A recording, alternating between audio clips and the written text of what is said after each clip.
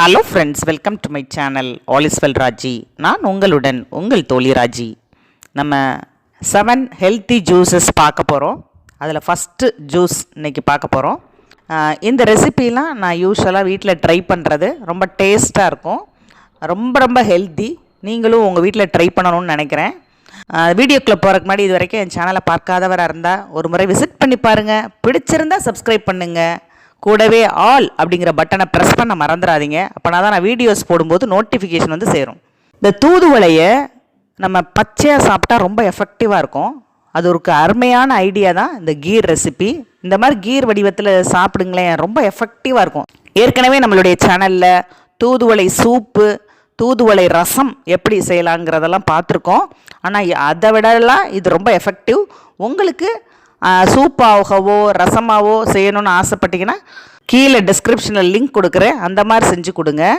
தூதுவளை மாதுளை இந்த இரண்டும் இருக்கும் வீட்டில் மார்பிலும் வயிற்றிலும் கலங்கம் இல்லை என்பார்கள். இந்த தூதுவளை வந்து மார்பு சார்ந்த நோய்களான நுரையீரல் கோளாறுகள், கபம் சார்ந்த பிரச்சனைகள், இதய நோய் பிரச்சனைகளையும் தீர்க்கும் தன்மை கொண்டது. இப்போ அந்த கீர் எப்படி செய்யலான்னு பார்க்கலாம். தூதுவளையில் ஒரு 30 இலை எடுத்திருப்பேன். இது வந்து நம்ம எவ்வளோ கிராம் எடுத்திருக்கோமோ அதோட டபுள் டைம்ஸ் வந்து தேங்காய் எடுத்துக்கலாம். ஏலக்காய் தூள், தேவையான நாட்டு சர்க்கரை உங்கள் சுவைக்கேற்ப. ஃபஸ்ட்டு இலையை மட்டும் ஒரு சுற்றி எடுத்துடலாம். நம்ம ஒரு சுற்றி எடுத்தாச்சு. இப்போ தேங்காய் பூ சேர்த்துக்கலாம்.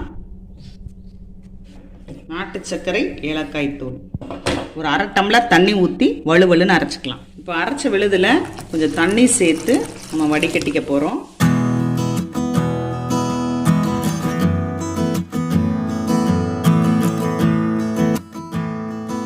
இந்த வீடியோ உங்களுக்கு பிடிச்சிருந்ததுன்னா நிறைய பேருக்கு ஷேர் பண்ணுங்க.